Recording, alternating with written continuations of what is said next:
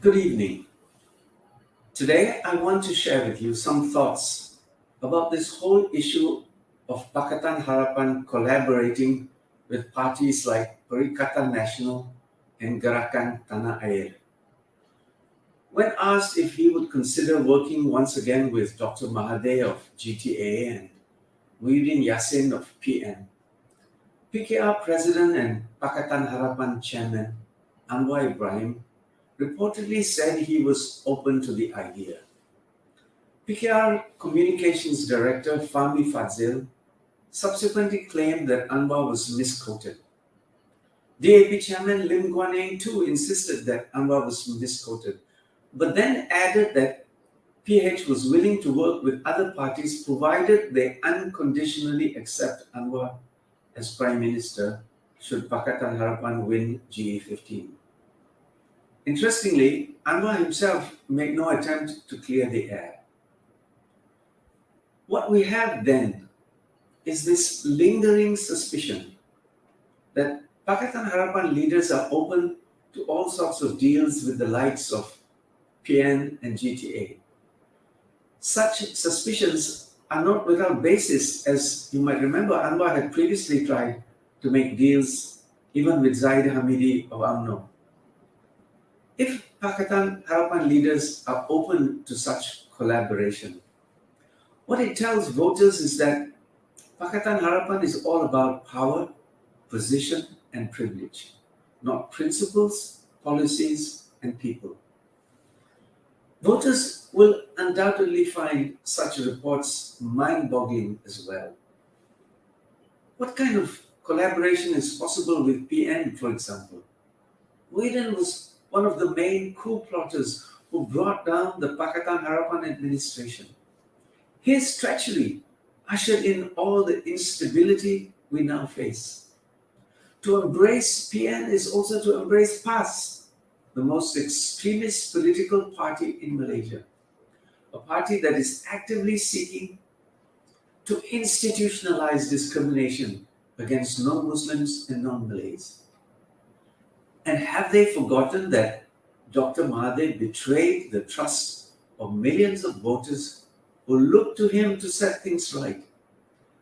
And now they want to work with him again? If Pakatan Harapan leaders think it's okay to collaborate with any of these parties and personalities, then clearly they do not understand the sentiment on the ground. Worse still, it is a sign that they lack the courage of their own convictions, that they are so desperate for power that they are willing to compromise their own principles. And strategically, it is just foolish to keep on dwelling on such a controversial and divisive idea going into an election.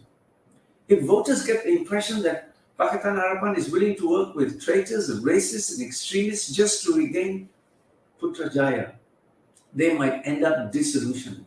They might not even bother to vote. And who can blame them? It's time that Pakatan Harapan leaders start believing again in that vision of a better Malaysia that once excited and gripped the whole nation. It's time that Pakatan Harapan leaders put their trust in the voters instead of putting their faith in unholy alliances.